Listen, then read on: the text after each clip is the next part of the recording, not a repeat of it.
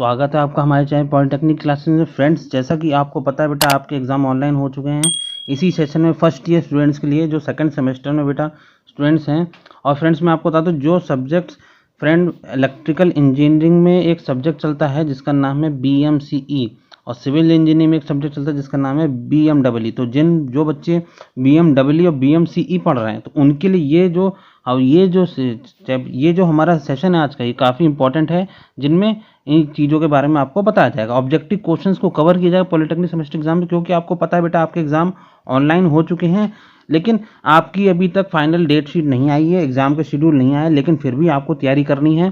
तो मैकेनिकल जो पोर्शन है, बेसिक मैकेनिकल पोर्शन जो कि सिविल में चलता है और इलेक्ट्रिकल में चलता है, तो उन दोनों के सब्जेक्ट्स के जो सिलेबस है कॉमन, इसीलिए मैं आपके लिए बता रहा हूँ। जो बच्चे सिविल फर्स्ट ईयर में हैं, ठीक है बेटा, सेकंड सेमेस्टर में हैं, और जो electrical engineering first year second semester के स्टूडेंट्स, तो अपने फ्रेंड के साथ ये शेयर कर दीजिए, क्योंकि ये वीडियो जो मैं बात कर रहा हूँ बेटा, ये जो वीडियो है बेटा दोनों ब्रांच के बच्चों के लिए ये वीडियो मोस्ट इंपॉर्टेंट, क्योंकि ये जो सब्जेक्ट है, दोनों सब्जेक्ट के जो मैकेनिकल पोर्शन है वो कॉमन है, इनका सिलेबस भी हमारा कॉमन है।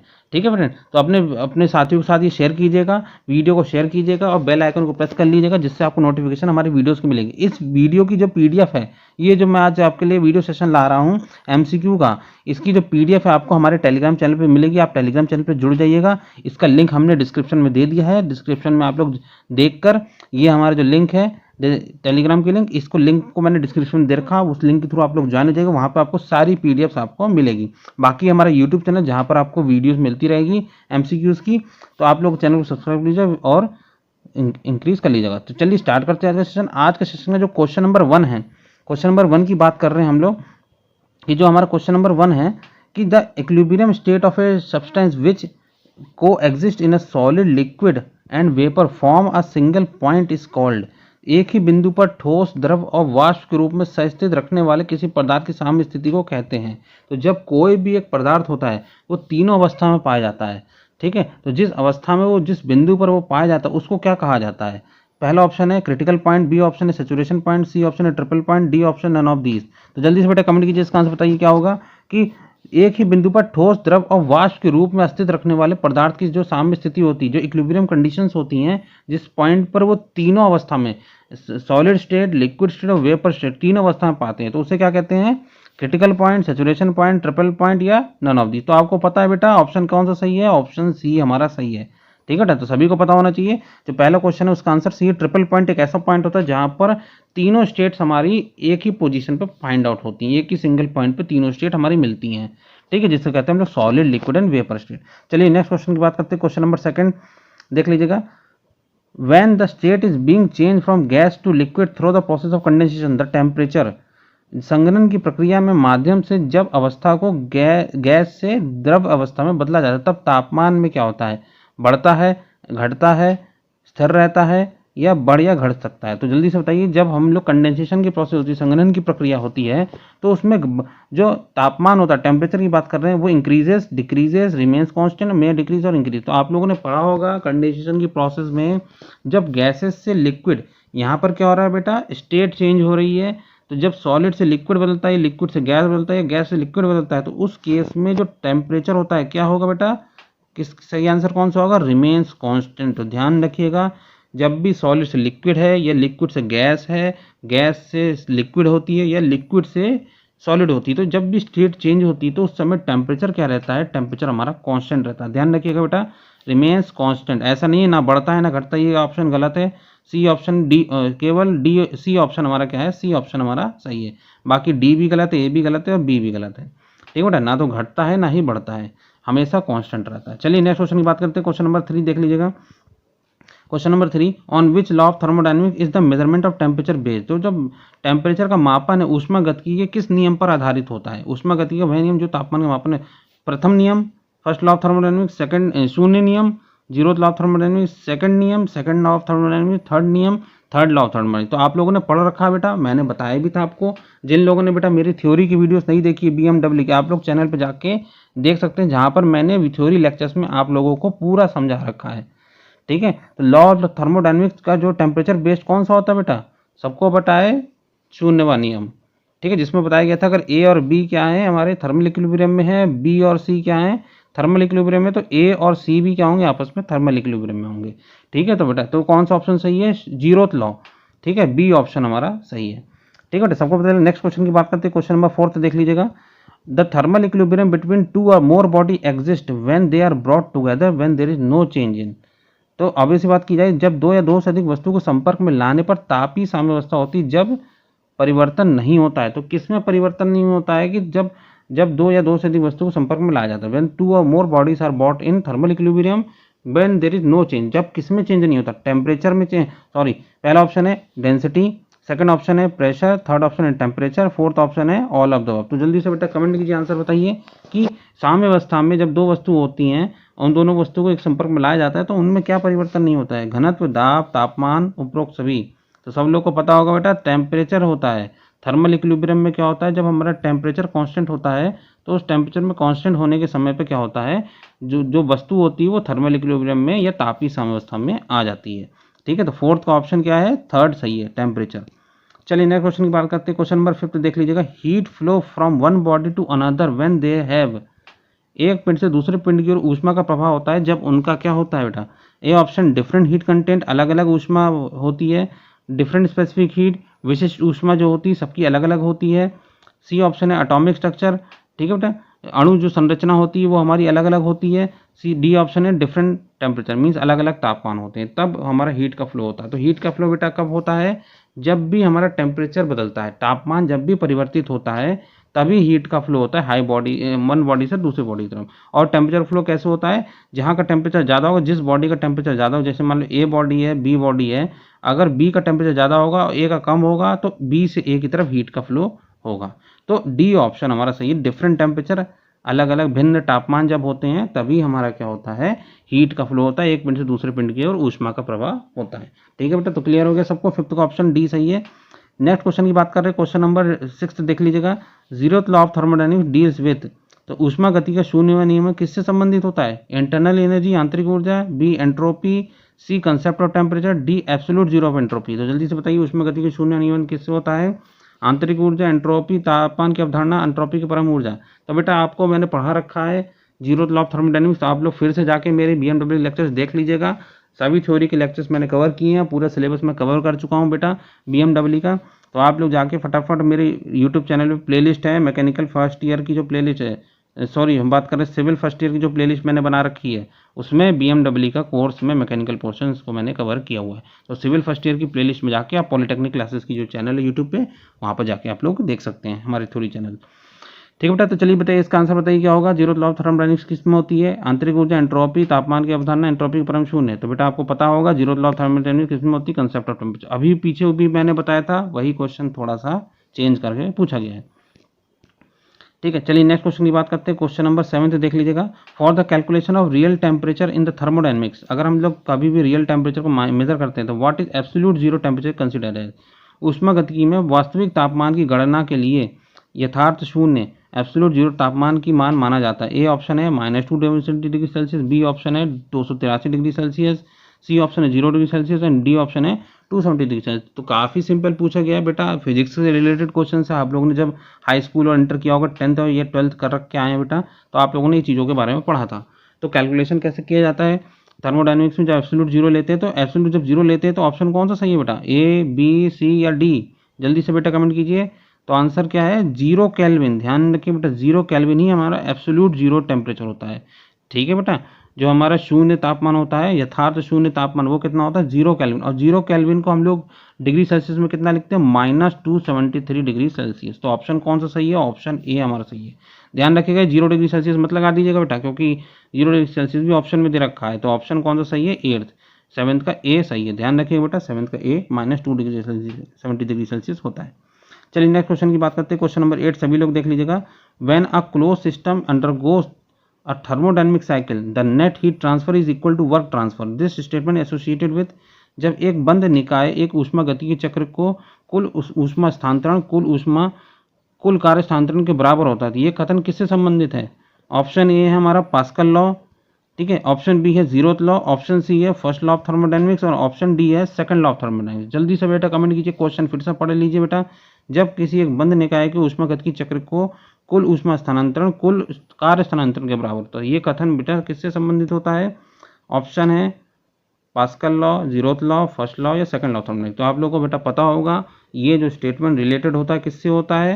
ये जो स्टेटमेंट रिलेटेड होता है फर्स्ट लॉ ऑफ थर्मोडायनेमिक्स। तो ध्यान रखिए बेटा फर्स्ट लॉ ऑफ थर्मोडायनेमिक्स अगर आप लोगों ने पढ़ रखा है, आप लोग बेटा ध्यान रखिएगा जीरोथ लॉ ऑफ थर्मोडायनेमिक्स, ठीक है, शून्यवां नियम और प्रथम नियम फर्स्ट लॉ, ये आप लोग ध्यान रखिएगा बेटा। इससे रिलेटेड एमसीक्यूज आपके सेमेस्टर एग्जाम से बहुत पूछे जाने वाले हैं और आएंगे भी, इसीलिए मैं आपके लिए क्वेश्चंस भी लेके आया हूँ उसी हिसाब से। चलिए नेक्स्ट क्वेश्चन की बात करते हैं। क्वेश्चन नंबर 9 देख लीजिए। विच equation best describe the first law of thermodynamics? कौन सा समीकरण ऊष्मागतिकी के प्रथम नियम को सबसे अच्छा वर्णित करता है? ए ऑप्शन है डी क्यू नहीं डेल्टा क्यू, यहाँ पे देखिए डेल्टा क्यू बराबर delta U plus delta W, delta Q बराबर delta U minus delta W, delta Q बराबर delta W plus delta U, delta Q बराबर डेल्टा क्यू प्लस डेल्टा। तो option देख लीजिए बेटा चारों ऑप्शन, इसमें से कौन सा ऑप्शन सही है? डेल्टा क्यू मतलब ऊष्मा का परिवर्तन, डेल्टा यू मतलब आंतरिक ऊर्जा का परिवर्तन और डी डब्ल्यू है हमारा कार्य का परिवर्तन, ठीक है बेटा। तो आप लोग को बताना है इसका कौन सा समीकरण सही है। आप लोगों ने फर्स्ट लॉ इक्वेशन पढ़ रखी, first law of thermodynamics equation, तो उसी से रिलेटेड। तो बेटा आपको बता दूं क्या है, ए ऑप्शन हमारा सही है, डी क्यू बराबर D you plus D W, तो यही ऑप्शन हमारा सही है, ठीक है। 9th का ऑप्शन ए सही है। चलिए नेक्स्ट क्वेश्चन की बात करते हैं। क्वेश्चन नंबर 10 देख लीजिएगा। सोलर ऊर्जा का कारण है, कॉजेज ऑफ सोलर एनर्जी। पहला है विखंडन अभिक्रिया, फिजन रिएक्शन, संगलन क्रिया, फ्यूजन रिएक्शन, दोनों ए और बी और इनमें से कोई। तो जल्दी से बेटा कमेंट कीजिए, आंसर बताइए क्या होगा। जो सोलर ऊर्जा का कारण होता है कौन सा होता है?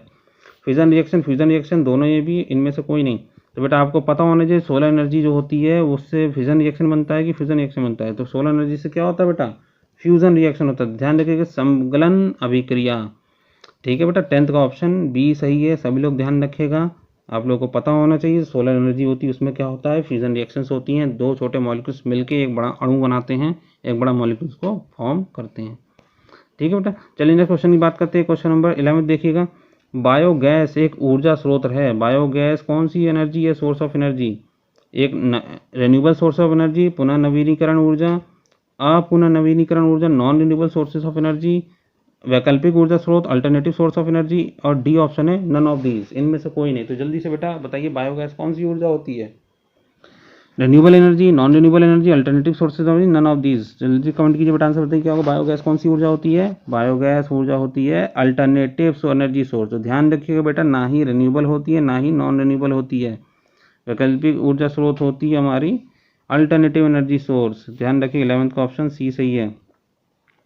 नेक्स्ट क्वेश्चन की बात करिए 12th देख लीजिएगा। अपुनः नवीनीकरण ऊर्जा source, non renewable energy source कौन सी होती है? कोयला, पेट्रोलियम, को दोनों ए एंड बी एन, इनमें से कोई नहीं। तो जल्दी से बताइए बेटा नॉन रिन्यूएबल एनर्जी सोर्स कौन सी? कोल है, पेट्रोलियम है, बोथ ए एंड बी एन, इनमें से कोई नहीं। तो आप लोग को पता नहीं चाहिए नॉन रिन्यूएबल एनर्जी सोर्स कौन सी होती है, जिनको हम लोग दोबारा रिन्यू नहीं कर सकते, दोबारा उपयोग में नहीं ले सकते, एक बार खत्म हो जाएगी तो उसको यूज नहीं कर सकते हम लोग, ठीक है बेटा। तो ऑप्शन ए है coal, petroleum, both A and B, none of the. तो जो आपको पता हो कोल और पेट्रोलियम ऐसे सब्सटेंस है जिनको एक बार यूज कर लेंगे, खत्म होने के बाद इसको दोबारा यूज नहीं कर सकते। दोनों ऑप्शन सही है हमारे, इसका मतलब ऑप्शन सी हमारा सही है। तो ध्यान रखिएगा बेटा ऑप्शन सी सही है। बोथ जो हमारे होते हैं वो जो कोल और पेट्रोल होते हैं दोनों हमारे क्या होते हैं? नॉन रिन्यूएबल एनर्जी सोर्सेज होते हैं। चलिए नेक्स्ट क्वेश्चन की बात करते हैं। क्वेश्चन नंबर 13 देख लीजिएगा। क्वेश्चन नंबर 13 है मुख्य energy source, main source of energy कौन सी होती है? पहली इलेक्ट्रिसिटी, दूसरा है कोयला, तीसरा है लकड़ी, चौथा है उपयुक्त all of above.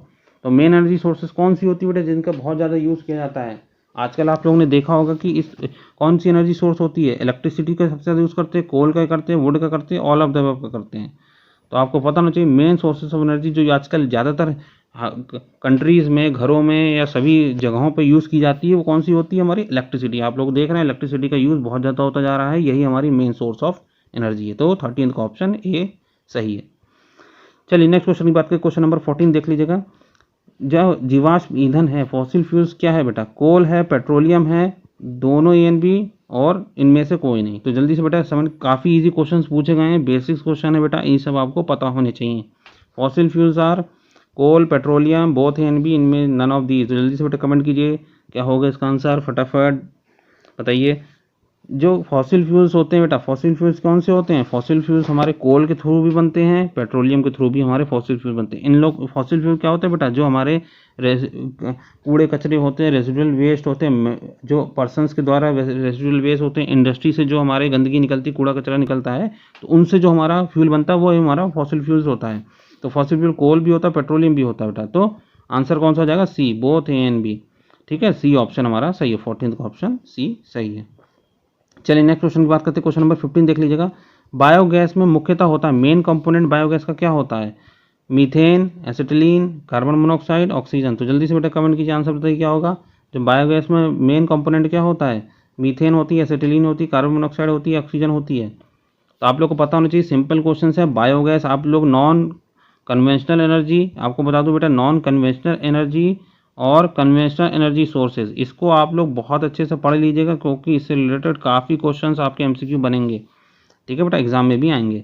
Methane, acetylene, carbon monoxide, oxygen. जल्दी से बेटा कमेंट कीजिए, आंसर बताइए क्या होगा। मेन कंपोनेंट कौन से होते हैं बायोगैस के? मीथेन होता है, एसिटिलीन होता है, कार्बन डाइऑक्साइड होता है। तो आपको बता दो बेटा, मीथेन ही हमारा क्या होता है? मेन कंपोनेंट होता है बायोगैस का। ध्यान रखिएगा, मेन कंपोनेंट होता है हमारा बायोगैस का। ठीक है, एसिटिलीन नहीं होता, कार्बन ऑक्सीजन नहीं होता। तो कौन सा ऑप्शन सही है? ए ऑप्शन हमारा सही है। चलिए नेक्स्ट क्वेश्चन की बात करते हैं। क्वेश्चन नंबर 16 देख लीजिएगा। पुनः नवीनीकरण ऊर्जा स्रोत है, renewable sources of energy is, कौन सी इसमें से होगी? जलधारा, वाटर स्ट्रीम, वायु, air, sunlight, all of the. तो जल्दी से बेटा बताइए क्या होगा। रिन्यूएबल एनर्जी काफ़ी इजी क्वेश्चन पूछे गए और बेसिक्स क्वेश्चन पूछे गए बेटा। आपने अगर सही से सोर्सेज ऑफ एनर्जीज पढ़ रखी हैं, अच्छे से देख रखा है, तो ये क्वेश्चंस बहुत इजी हैं और आसानी से आप लोग ये क्वेश्चंस को कवर कर सकते हैं। अपने दोस्तों के साथ बेटा शेयर कीजिएगा, ताकि सभी फ्रेंड्स, आप लोग के जो फर्स्ट ईयर के फ्रेंड्स हैं, वो सारे फ्रेंड्स आप लोग पढ़ सकें और अच्छे से फ़ायदा उठा सकें, सेशन और सेमेस्टर एग्जाम्स में अच्छे नंबर ला सकें। जल्दी से बेटा कमेंट कीजिए, आंसर बताइए क्या होगा। जो हमारे रिन्यूएबल एनर्जी सोर्स होती है वो कौन सी होती है? वाटर स्टीम होती है, एयर होती है, सनलाइट होती है, या ऑल ऑफ द भी। तो बेटा मैं आपको बता दूं, वाटर स्टीम भी होती है हमारी रिन्यूएबल एनर्जी सोर्सेज, एयर भी होती है और सनलाइट भी होती है। तो ये ऐसी सोर्सेज ऑफ एनर्जीज हैं जिनको रिन्यूएबल किया जा सकता है, इनको दोबारा बार बार यूज़ किया जा सकता है, ये कभी ख़त्म नहीं होने वाली। तो इस तरह की जो सोर्सेज होती हैं, तो मतलब क्या है बेटा, ए भी सही है, बी भी सही है, सी भी सही है। इसका मतलब डी ऑप्शन हमारा सही है 16 का। चलिए नेक्स्ट क्वेश्चन की बात करते हैं। क्वेश्चन नंबर 17, पेट्रोलियम में मुख्यतः होता है।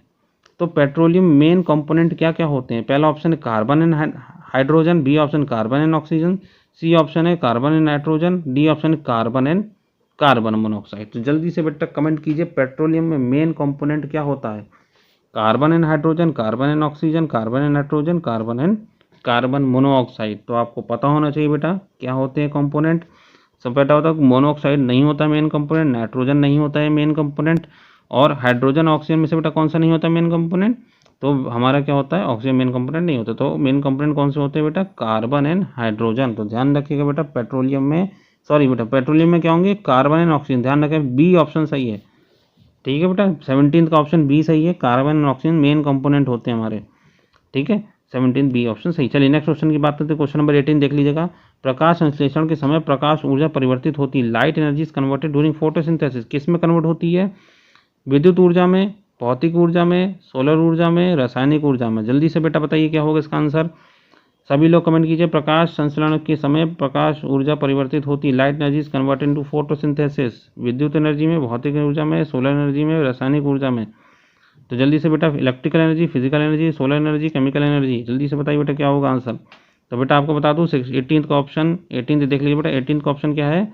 18 का ऑप्शन हमारा डी सही है, केमिकल एनर्जी में बेटा कन्वर्ट होती है। आप लोगों ने पढ़ रखा है, बेसिक्स आप लोगों ने साइंस में पढ़ा था 8th क्लास में। लाइट एनर्जी के थ्रू हम लोग जब फोटोसिंथेसिस होती है, तो फोटोसिंथेसिस में केमिकल रिएक्शंस होती है, केमिकल रिएक्शंस के थ्रू ही, रासायनिक प्रक्रिया के थ्रू ही हमारी क्या होती है? फोटोसिंथेसिस प्रोसेस कन्वर्ट होती है और फूड प्रिपेयर्ड हमारा लीव्स के द्वारा किया जाता है। ठीक है बेटा, तो क्लियर 18 का ऑप्शन डी हमारा सही है, रासायनिक ऊर्जा। चलिए नेक्स्ट क्वेश्चन की बात करते हैं। क्वेश्चन नंबर 19 देख लीजिएगा। क्वेश्चन नंबर 19 है, निम्नलिखित में से कौन सा सरल ऊर्जा स्रोत है? Which of the following is a simple energy source? Simple energy source कौन सी होती है? Solar energy, nuclear energy, electrical energy, fuel energy.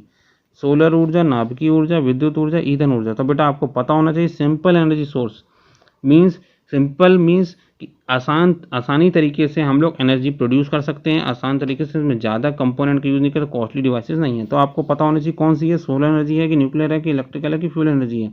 तो सिंपल एनर्जी सोर्स कौन सी होगी? तो आप लोगों को पता होना चाहिए सोलर एनर्जी सोर्स, 19 का ये ऑप्शन सही है। सोलर एनर्जी सोर्स में कोई चीज़ की रिक्वायरमेंट नहीं होती है, केवल एक हमारे पास सन होता है, सन के थ्रू हमारी क्या होती है, हीट निकलती है सन से, और वो एनर्जी में हमें कन्वर्ट करती है। जैसे सोलर सेल होते हैं, सोलर पैनल होते हैं, ये सब होते हैं, सोलर कुकर होते हैं बेटा। इनमें क्या होता है कि कोई बहुत ज़्यादा रिक्वायरमेंट नहीं होती है, सिंपल सोर्सेज होते हैं जिनके थ्रू हम लोग क्या करते हैं, एनर्जी प्रोड्यूस हम लोग करते हैं। तो 19 का ऑप्शन ए सही है। चलिए नेक्स्ट क्वेश्चन की बात करते हैं। क्वेश्चन नंबर 20 देख लीजिएगा। बायोगैस का मुख्य घटक होता है, तो बायोगैस का मुख्य घटक क्या होता है? Main component of biogas, methane plus carbon, butane plus carbon, pentane plus carbon, heptane plus carbon. तो जल्दी से बेटा कमेंट कीजिए, आंसर बताइए। बायोगैस का मुख्य कंपोनेंट क्या होता है? Main component methane plus carbon होता है, ब्यूटेन होता है, मीथेन होता है, हेप्टेन होता है। आप लोगों को पीछे भी मैंने बताया था, ऑप्शन ए हमारा सही है, सभी लोग को पता है। सेकंड का ऑप्शन 20 का ऑप्शन ए सही है। चलिए नेक्स्ट क्वेश्चन की बात करते हैं। सोलर सेल का उपयोग किया जाता है, यूजेस ऑफ सोलर सेल। प्राकृतिक उपग्रह में यूज़ करते हैं, कृत्रिम उपग्रह में यूज़ करते हैं, सूर्य में यूज़ करते हैं, चंद्रमा में यूज़ करते हैं। जल्दी से बेटा बताइए क्या होगा, सभी लोग कमेंट कीजिए, आंसर बताइए। सोलर सेल का उपयोग क्या किया जाता है? सोलर सेल, आप लोगों ने अगर सोलर एनर्जी, सोलर सेल अच्छे से पढ़ रखा है तो आप लोगों को इसका आंसर पता होगा। सभी लोगों, काफ़ी लोगों को आंसर पता हो चुका होगा। जल्दी से बेटा, हाँ कमेंट अच्छे आ रहे हैं, सभी लोग देख रहे हैं, अच्छा आंसर दिया जा रहा है। तो ऑप्शन बताइए बेटा, सोलर सेल का उपयोग कहाँ यूज़ किया जाता है? नेचुरल सैटेलाइट्स में, आर्टिफिशियल सैटेलाइट्स में, सन में कि मून में?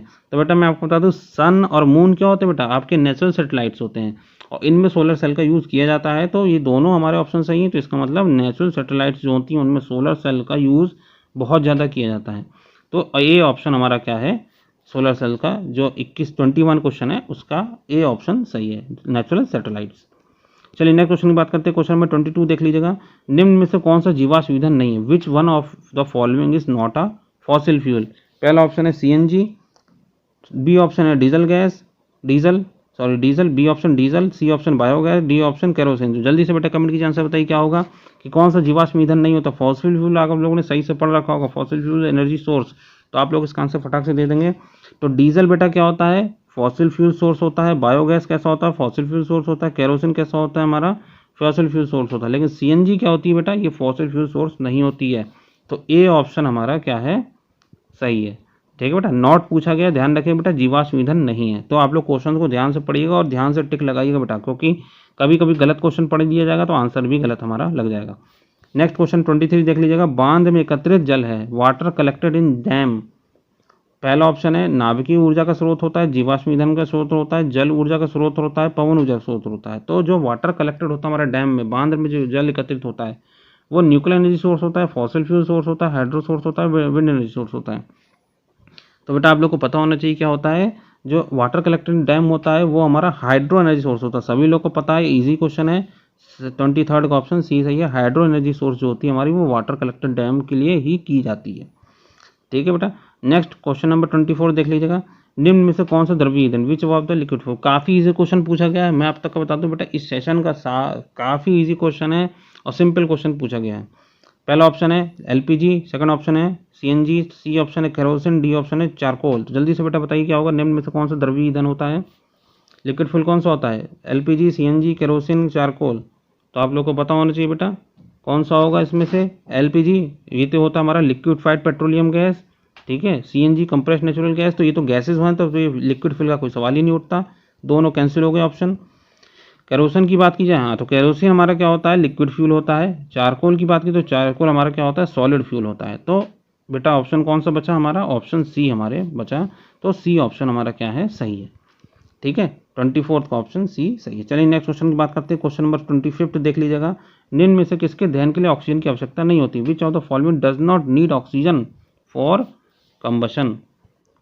तो पहला ऑप्शन है कोल, सेकंड ऑप्शन है पेट्रोल, सी ऑप्शन है डीजल, डी ऑप्शन है मैग्नीशियम। तो जल्दी से बेटा बताइए कि ऐसा कौन सा इसमें यूज़ किया जाता है, कौन सा होता है जिसको दहन करने के लिए ऑक्सीजन की ज़रूरत नहीं पड़ती है, ऑक्सीजन की रिक्वायरमेंट नहीं होती है। Which of the following does not need oxygen for combustion? Coal, petrol, diesel, magnesium. तो कोल के लिए भी बेटा ऑक्सीजन की रिक्वायरमेंट होती है, पेट्रोल के लिए भी ऑक्सीजन की रिक्वायरमेंट होती है, सी डीजल के लिए भी ऑक्सीजन की रिक्वायरमेंट होती है।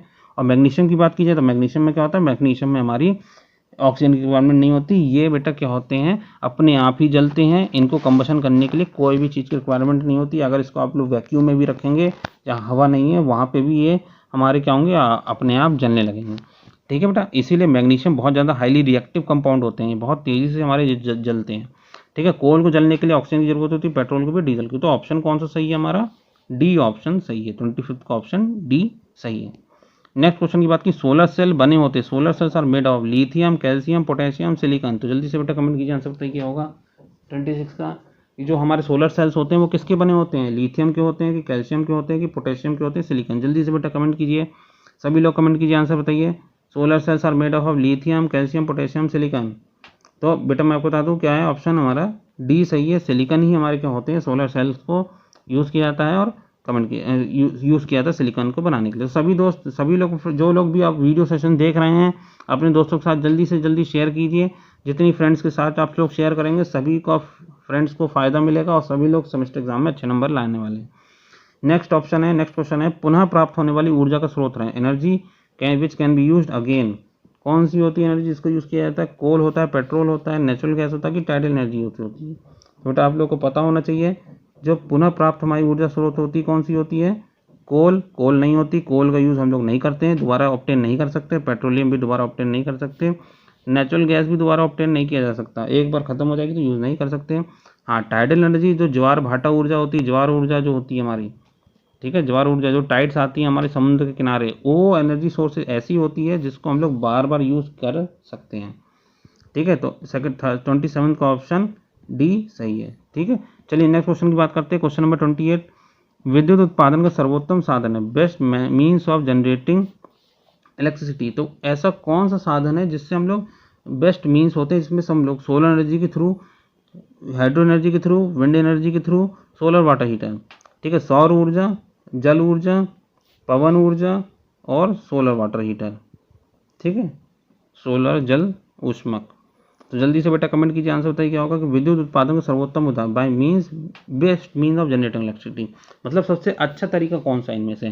क्योंकि बेटा इलेक्ट्रिसिटी विंड एनर्जी से भी बन सकती है, हाइड्रो से भी बन सकती है, सोलर एनर्जी से बन सकती है, सोलर वाटर से भी बन सकती है, लेकिन बेस्ट मेथड कौन सा होगा? बेस्ट मेथड होगा हमारा हाइड्रो एनर्जी। तो आप लोग को पता होना चाहिए, हाइड्रो एनर्जी हमारी जो होती है वो बेस्ट मेथड होता है, जिसके थ्रू हम लोग इलेक्ट्रिसिटी का जनरेशन अच्छे से कर सकते हैं। ठीक है बेटा, नेक्स्ट ऑप्शन, नेक्स्ट क्वेश्चन की बात की जाए 29 आप लोग देख लीजिएगा। ऊर्जा का नवीकरणीय स्रोत है, रिन्यूएबल सोर्सेज ऑफ एनर्जी कौन सी होती है? विंड एनर्जी होती है कि सोलर एनर्जी, हाइड्रो एनर्जी, पवन ऊर्जा, सौर ऊर्जा और जल ऊर्जा, या ऑल ओवर, उपरोक्त सभी। तो जल्दी से बेटा कमेंट कीजिए, ऊर्जा का जो रिन्यूएबल सोर्सेज ऑफ एनर्जी होती है कौन सी होती है? विंड एनर्जी भी होती है हमारी रिन्यूएबल सोर्स, सोलर भी होती है, हाइड्रो भी होती है। तो तीनों ऑप्शन सही है हमारे ए बी सी, तो इसका मतलब हमारा डी ऑप्शन भी हमारा सही है। ठीक है फ्रेंड्स, तो ये हमारे क्या थे, टॉप हमारे 29 क्वेश्चंस थे। 30 अप्रॉक्सीमेटली एक क्वेश्चन हमारा मिस हो चुका है। तो हमारे यहाँ पे टॉप 29 क्वेश्चंस थे जिनको मैंने बहुत अच्छे से प्रिपेयर किया है। और ये जो हमारा सेशन था इसमें हम लोगों ने चैप्टर 1 जो आपका सोर्सेज ऑफ एनर्जी है, ठीक है बेटा, आप लोगों ने सभी लोग देख लीजिएगा अपने बुक्स में, सोर्सेज ऑफ एनर्जी जो चैप्टर है उस चैप्टर से रिलेटेड मैंने 29 MCQs आपके लिए लेके आए थे। सभी को क्वेश्चंस को आप लोग ध्यान से देख लीजिएगा, अपने दोस्तों के साथ शेयर कीजिएगा। हाँ बेटा, आप एक चीज़ और बता दूं आप लोगों ने, तो जिन लोगों को बेटा कोई भी क्वेश्चन में दिक्कत हो तो कमेंट बॉक्स में मेंशन कीजिएगा, दोबारा वीडियो को देख लीजिएगा ताकि आपको सारे क्वेश्चन अच्छे से क्लियर हो जाएँ। इसकी PDF की बात की जाए तो इसका PDF हम टेलीग्राम चैनल पर कल आपके लिए ये डाल देंगे। ठीक है फ्रेंड्स, तो आप लोग अपने दोस्तों को बता दीजिएगा। बाकी हमारा जो टेलीग्राम चैनल है ये हम लोगों ने लिंक डिस्क्रिप्शन में दे रखा है, ये हमारा टेलीग्राम चैनल है। इस टेलीग्राम चैनल के थ्रू आप लोग ज्वाइन हो जाइएगा, ठीक है, जहाँ पर आपको PDFs आप लोगों को मिलेगी। बाकी ये यूट्यूब चैनल है, ठीक है। बाकी हमारे अदर जो फैकल्टीज़ हैं, सिविल डिपार्टमेंट में फैकल्टीज़ हैं जो हमारी हमारे टीम मेंबर के साथ वर्क कर रही हैं। हिमांशु वर्मा सर हैं, सचिन प्रताप सर हैं, अंकित सर हैं। ये सिविल फैकल्टी डिपार्टमेंट की पूरी फैकल्टीज़ हैं जो आपके लिए वीडियोज़ और हर एक डिपार्टमेंट फर्स्ट ईयर और सेकंड ईयर थर्ड ईयर को लेके आएंगे। बाकी मैकेनिकल में डिपार्टमेंट की बात की, आशीष अग्रवाल सर हैं, अमित कुमार सर, ये आप लोगों को मैकेनिकल इंजीनियरिंग डिपार्टमेंट से रिलेटेड हर एक ब्रांच से रिलेटेड MCQs को कवर कर रहे हैं।